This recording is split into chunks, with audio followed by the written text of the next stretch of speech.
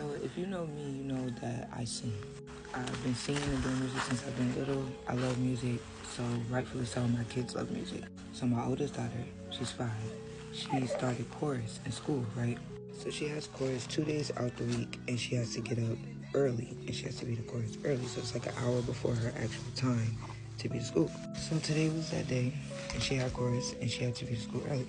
So she had a pretty rough morning because she had a little accident, and she usually only has accidents when she has like a bad dream or something like that. So obviously I knew she had a bad dream.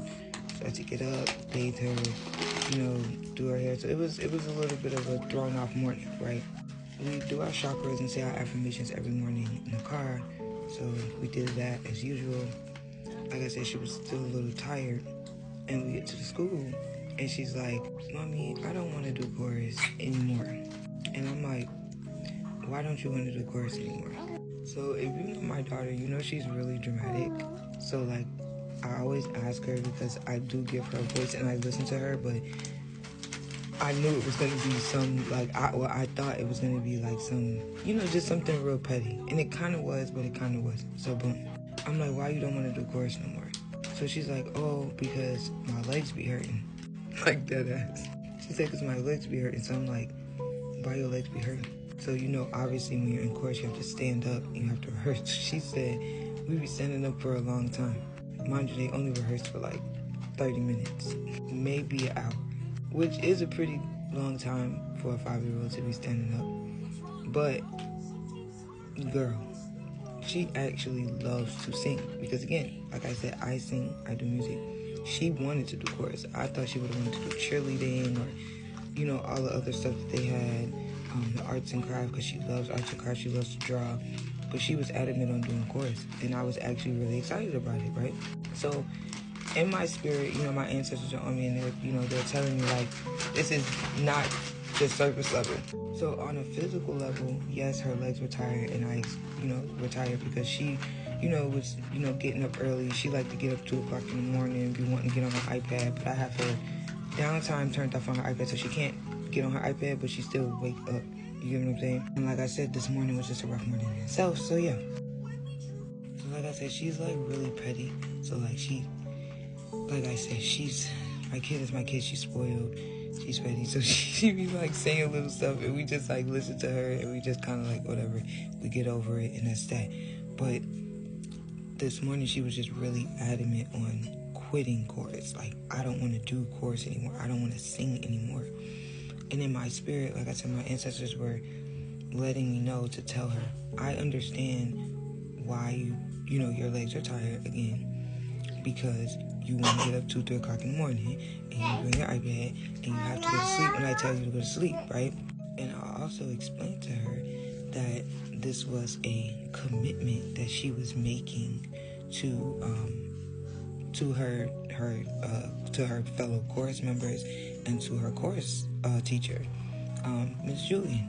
And I told her, I said, which is where it clicked for me, and I started speaking to myself as well, but I felt the energy.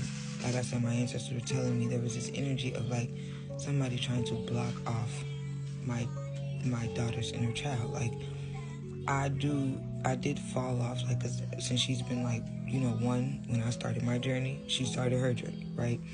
And we've been healing together, but I did slack off with her, just so focused on me and my journey. So I did slack off. So for the last couple months, we've been picking back up on it. Like I said, saying our affirmations, tuning our chakras every morning before she goes to school, calling our energy back, having more conversations about God, like just, she's at that age now too where she can ask certain questions, so it's kind of dope for me. So yeah, I felt somebody trying to, or this energy trying to like block off my child, trying to close my child's third eye, trying to block off my, like, unalive my child's inner child, if that makes sense. And I knew in that moment I had to let her know, reaffirm her inner child. Like, no, this was confirmation. Thank you, Spirit.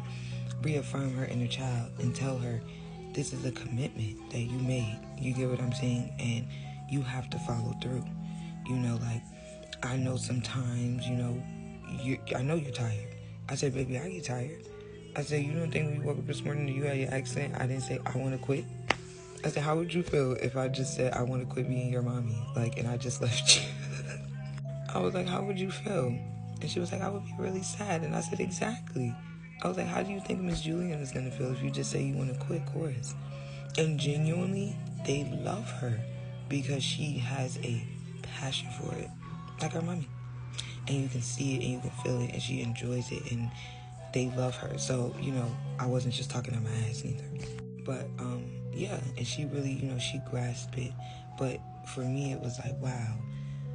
I also had a moment where I understood that my child is really special. Like most of us growing up in society, not having awakened parents, we out there, I ends up closing, around like 12, 13, it's not nurtured, it's not, it's not fed. So for her to be, if everything happens at a faster rate or an earlier rate because I'm teaching her things early, right? And it dawned on me. Like I said, my ancestors gave it to me in that moment. Like, they trying to close my baby eye. Like, no way. And it brought me back to my own inner child, and how my eye was closed.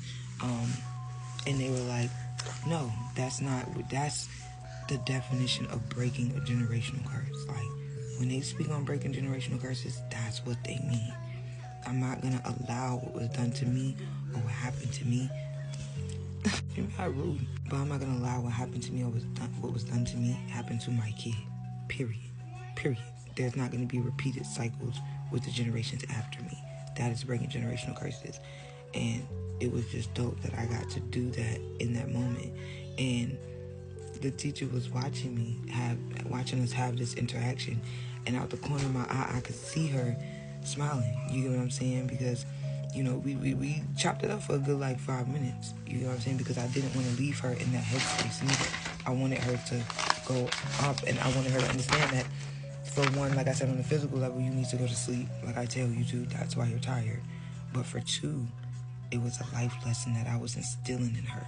Because for me, I listened to my kid, and I let my kid have a voice. So me, any other day would be like, okay, cool, you don't gotta go. Like, fuck it.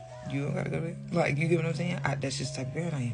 If it's uncomfortable, you don't like it, whatever, but I understood it was deeper than that. And I told her, you cannot quit. And I will not let you quit. Because you love this. This is something you love.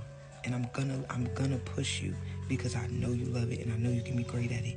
And it brought me back to how my ancestors been on me and how I've been angry with my ancestors because they've been on me about the same thing.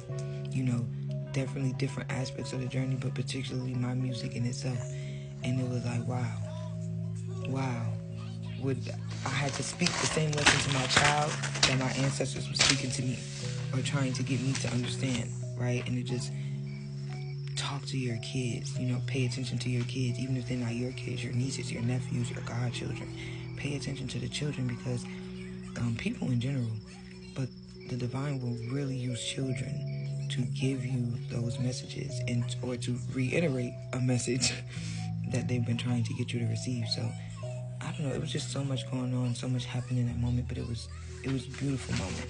Beautiful. And I started to get frustrated and I had to check myself because again I learned that parenting is really about checking your emotions and regulating your emotions more than it is about theirs, right? So it was a moment for us, but I'm glad that we had it. And like I said, we ended it off with a hug and she embraced me. We tuned our chakras one last time and she sat down and she was decent. And I think I know she'll have a beautiful day. I know she'll have a good day, but I just thought that I'd come share that with whoever, wanted to hear it. So thank you for staying and listening to me. Love you. Send you so much love and light.